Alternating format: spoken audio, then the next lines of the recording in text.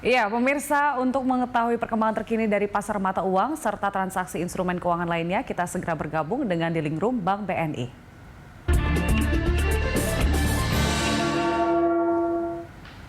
Saat ini kita telah terhubung dengan Treasury Research Analyst BNI, Mas Pugu Ading. Selamat pagi, Mas Pugu. Ya, selamat pagi Mbak Julita. Ya, meskipun pada pekan lalu rupiah kita ditutup menguat tipis, tapi faktanya bahwa pekan lalu ada beberapa sentimen yang membuat rupiah kita sebenarnya tertekan. Salah satunya adalah kenaikan yield obligasi Amerika Serikat. Nah, bagaimana dengan awal pekan ini, Mas Pugu? Ya, mungkin kalau kita lihat juga sentimen yang ada di pekan ini tuh cenderung stabil gitu ya. Maksudnya balance gitu ya. Kalau kita lihat memang corona di Eropa dan juga di Asia Pasifik gitu cenderung mengalami kenaikan gitu ya. Namun di dalam negeri kemarin ini justru level terendah gitu ya sejak Desember 2020 gitu ya. Ini memang sentimen kalau dari sisi corona gitu ya memang cukup berimbang gitu ya. Namun yang mungkin masih menjadi perhatian pasar juga mungkin pergerakan yield obligasi ya, meskipun kalau kita bicara pagi ini gitu ya US Treasury cenderung stabil, SBN kita ditutup juga kecenderungannya ada potensi menguat ya. Mungkin sepanjang hari ini gitu ya, mungkin pergerakan rupiah akan kembali sideways gitu sih. Di level berapa, Mas Pugu?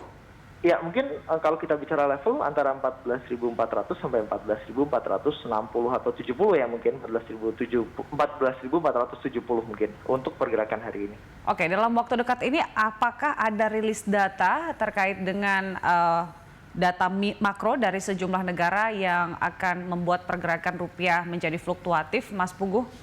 Ya, mungkin kalau kita bicara dalam negeri hampir tidak ada data gitu ya, kecuali mungkin nanti pemerintah akan mengeluarkan kebijakan baru gitu ya ke depannya gitu ya. Namun kalau kita bicara dari Amerika Serikat mungkin tetap jobless claim mungkin ya yang akan rilis Kamis pekan ini, dan mungkin juga ada personal income dan juga personal spending gitu ya yang akan juga rilis di pekan ini gitu ya. Ini yang mungkin nantinya akan membuat pasar sedikit bergejolak gitu ya. Namun kalau kita lihat ekspektasinya ini justru sedikit sudah mulai mengalami pelambatan gitu ya dari Amerika Serikat sendiri, sehingga yield US Treasury juga kecenderungannya akan cenderung stabil gitu ya untuk saat ini gitu. Nah, biasanya setiap ada pengumuman jobless claim ini biasanya mata uang kan bergejolak. Nah, untuk proyeksi Anda, apakah ini menguntungkan rupiah pada pekan ini, Mas Pugu? Ya, mungkin kalau kita lihat di pekan lalu gitu ya, jobless claim di Amerika Serikat di luar ekspektasi justru mengalami kenaikan gitu ya, cenderung di bawah ekspektasi, lebih buruk dari ekspektasi gitu ya. Dan mungkin pekan ini kalau kita bicara pekan ini juga ada potensi bahwa ini akan mengalami kenaikan gitu ya, jobless claim ini. Nah, ini yang mungkin kalau nantinya ternyata memang jobless claim Amerika Serikat ini mengalami kenaikan, atau mungkin kalaupun meskipun membaik gitu ya, namun masih di bawah ekspektasi pasar, ini ada potensi bahwa rupiah akan mengalami penguatan gitu ya. Baik, nah ini yang masih hangat-hangatnya adalah soal vaksinasi. Nah, AstraZeneca dihentikan dulu penggunaannya di beberapa negara di Eropa. Apakah berpengaruh terhadap pergerakan rupiah kita? Ya, mungkin kalau kita bicara AstraZeneca di pekan lalu sebenarnya hampir dari 10 negara yang sebelumnya menghentikan sementara gitu ya, ini sudah mulai menggunakan lagi karena memang dari WHO mengatakan bahwa ini lebih aman. Dari pihak otoritas dari Uni Eropa juga mengatakan bahwa lebih banyak benefit daripada potensi adanya side effect tentang ini ya, penggumpalan darah di otak ya. Dan ini memang belum tentu penggumpalan darah di otak ini terjadi karena vaksinasi juga. Makanya sekarang sudah mulai dipakai sendiri. Bahkan tadi pagi baru list dari Eropa gitu ya, bahwa Eropa melarang ekspor AstraZeneca ke Inggris gitu ya, sebelum kebutuhan di dalam Uni Eropa sendiri dipenuhi gitu ya. Nah, ini yang membuat akhirnya bergejolak gitu ya, kondisi hubungan Eropa dan Inggris mungkin akan bergejolak, dan ini yang membuat USD memang kalau kita bicara keseluruhan dibandingkan dengan peersnya, USD-nya sendiri cenderung mengalami penguatan. Baik, kita ke Asia. Kalau kita lihat pergerakan rupiah terhadap beberapa mata uang di Asia, seperti apa Mas Pugu pergerakannya? Ya, mungkin kalau kita bicara di Asia, kalau kita bicara bandingkan dengan USD sendiri kan tadi rupiah cenderung sideways ya. Mungkin kalau kita bicara dengan mata uang Asia, mungkin rupiah juga akan cenderung kembali sideways gitu ya. Mungkin akan tertekan oleh Japanese yen ya, karena memang pasar yang menunggu juga kan sekarang lagi berlangsung gitu ya.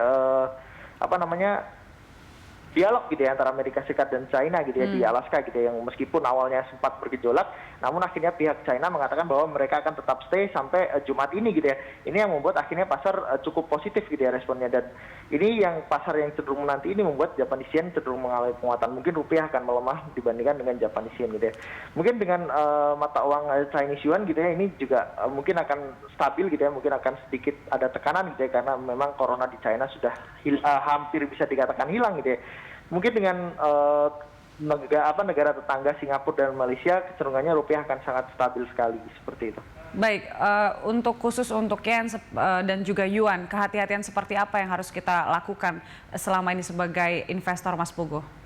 Ya mungkin kalaupun sebenarnya kan tadi memang sempat dikatakan rupiah akan tertekan gitu, namun ini akan sifatnya mungkin hanya hari ini, dan mungkin tertekannya juga tidak akan banyak gitu ya, tidak cukup signifikan tertekannya. Dan ini mungkin ya kalaupun kita mau bermain aman ya mungkin kalau kita mau bandingkan ya mungkin untuk mengoleksi Japanese yen atau mungkin Chinese yuan ini mungkin bisa jadi opsi ya untuk hari ini seperti itu. Baik, Mas Pugu, terima kasih untuk informasinya pada pagi hari ini.